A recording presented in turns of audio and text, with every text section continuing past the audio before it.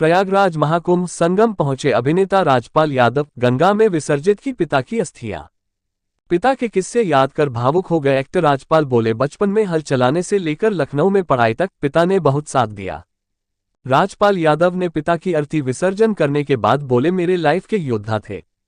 प्रयागराज महाकुंभ संगम नगरी में शुक्रवार को आज बॉलीवुड फिल्म के अभिनेता राजपाल यादव जी और अपने परिवार के साथ के पिताजी के अर्थी विसर्जन के लिए प्रयागराज महाकुंभ संगम दारागंज पहुंचे। यहां उन्होंने अपने पिता नौरंग लाल यादव की अस्थियों का गंगा में विसर्जन किया। उनके पिता का अस्थि विसर्जन पूरे विधि विधान से किया गया। तीर्थ पुरोहित ने सभी कर्मकांड संपन्न करवाए। बता दें, अस्थि विसर्जन का ये कार्यक्रम प्रयागराज संगम दारागंज घाट पर हुआ। मीडिया प्रभारी शनि केसरी ने कहा कि आज राजपाल यादव अपने परिवार के साथ अपने पिता का अस्थि विसर्जन करने के लिए प्रयागराज महाकुंभ संगम दारागंज पहुंचे थे, जहां पर पूरे विधि विधान से उनके पिता का अस्थि विसर्जन करवाया गया है। बता दें, बॉलीवुड एक्टर राजपाल यादव के पिता का दिल्ली में निधन हुआ था। वो पिछले कुछ दिनों से बीमार चल रहे थे।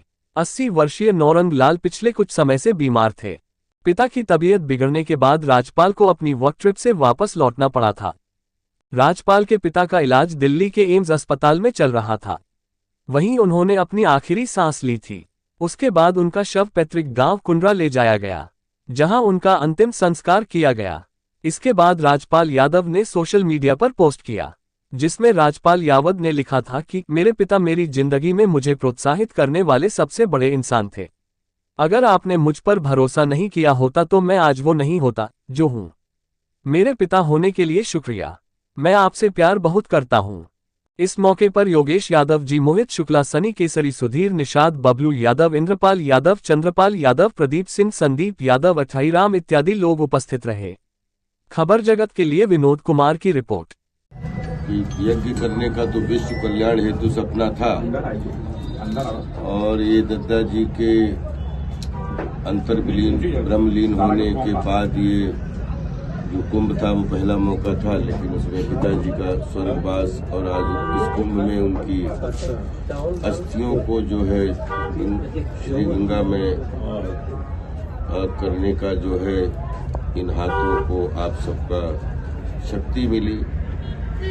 और बाकी पिताजी तो हर समय साथ में ही हैं, और जितने भी लोग इस कुंभ में आके जिनके अपने अपने सपने थे, बच्चे, बूढ़े, नौजवान, जिसको भी जो नुकसान जान माल का हुआ है, उसके लिए भी उतनी ही भावभीनी श्रद्धांजलि हृदय से अर्पित करता हूँ कि जो आप जहाँ भी हों, आप हृदय से आपको शक्ति मिले खूब। आपको हम लोगों की तरफ से मैं आपको बहुत यही कह सकता हूँ कि जहाँ भी आप रहें, आप सदा सुखी रहें, बस यही कामना करता हूँ। और इसके साथ में इस महाकुंभ के मेले में ये हमारे सब गुरु भाई लोग हैं।